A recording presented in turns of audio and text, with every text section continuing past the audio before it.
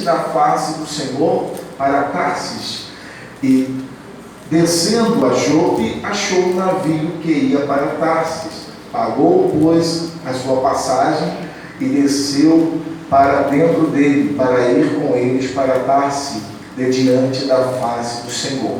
Agora eu quero ler com vocês no capítulo 3, a partir do versículo 1, que diz assim: E veio a palavra do Senhor segunda vez a Jonas, dizendo: Levanta-te e vai à grande cidade de Nínive, e prega contra ela a pregação que eu te disse.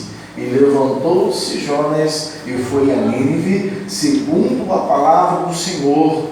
Era, pois, Nínive uma grande cidade de 3 dias de caminho. Versículo 4: E começou Jonas a entrar pela cidade, caminho de 1 dia, e pregava e dizia: ainda 40 dias e Nínive será subvertida. Versículo 5 para encerrar: E os homens de Nínive creram em Deus e proclamaram um jejum, e vestiram-se de panos de saco, desde o maior até o menor.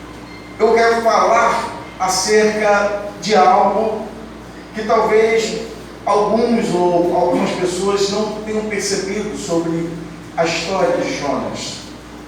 Porque quando nós falamos de Jonas, logo nos remete a um homem que fugiu, a um homem que era medroso.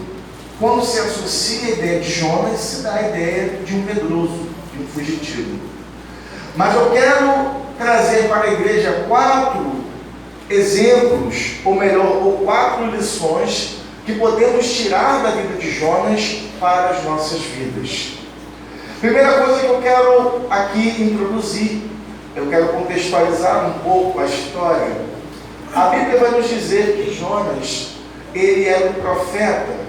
Segundo nós vemos que está escrito na Bíblia, ele é um profeta menor. Isso não quer dizer que ele seria menor do que um outro profeta. Isso é classificação segundo a bibliologia bíblica. Mas Jonas, ele era um profeta. E qual é a função de um profeta? O profeta, ele era um oráculo. O que seria um oráculo? Ele seria aquele que ia transmitir a mensagem de Deus para as pessoas. Assim como os grandes profetas que nós conhecemos, assim como Elias, assim como Eliseu, como Isaías, como esses grandes profetas, Jonas também, ele não estaria atrás ou seria um tipo de um profeta medíocre. Não, Jonas, como qualquer outro profeta, ele era um profeta. Eles entravam nas cidades, ou quando eles dominavam as cidades, os ninivitas, eles eram muito severos, eles eram carniceiros, eles eram pessoas sanguinárias, eles matavam, decapitavam, eles esquartejavam, dilaceravam os seus oponentes. Então as nações tinham ira e muita raiva de Nínive, porque Nínive era uma cidade de pessoas cruéis. A Bíblia nos diz que Deus agora, ele lança uma palavra, ele diz para Jonas: Jonas, você vai pregar contra Nínive. Você vai dizer para Nínive que eles vão ter que se arrepender, porque se eles não se arrependerem, a minha mão descerá sobre eles e a cidade será destruída. Então Deus deu uma ordem para Jonas: Jonas, vá e pregue a minha palavra. Mas agora nós vamos ver uma situação ao qual nós lemos que Jonas, quando ele recebe a palavra de Deus, Jonas como profeta, ele não vai transmitir a palavra. Jonas como profeta, ele vai recusar aquilo que Deus falou e ele vai fugir. A Bíblia diz que Jonas, ele pagou a embarcação para ir para uma outra cidade. E a Bíblia nos diz que ele pagou essa embarcação para que ele não fosse em direção a Nínive, ou seja, ele não queria entregar para Nínive, ele não queria transmitir aquilo que Deus tinha para falar para aquela cidade. Eu quero primeiramente falar para cada um de nós nessa noite que Deus não chamou a mim e a você para sermos covardes ou fazer a nossa vontade, mas para fazermos a vontade de Deus. Porque, irmão, ser profeta é aquele que transmite a mensagem de Deus custe o que custar.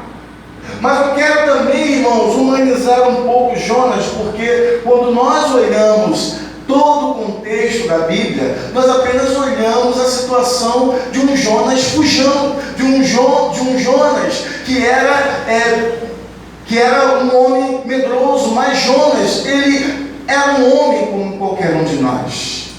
Jonas, ele tinha sentimentos, Jonas, ele tinha medo. E eu quero chegar nesse ponto aqui. A trazer para a igreja é que nós precisamos controlar as nossas emoções para fazer a vontade de Deus.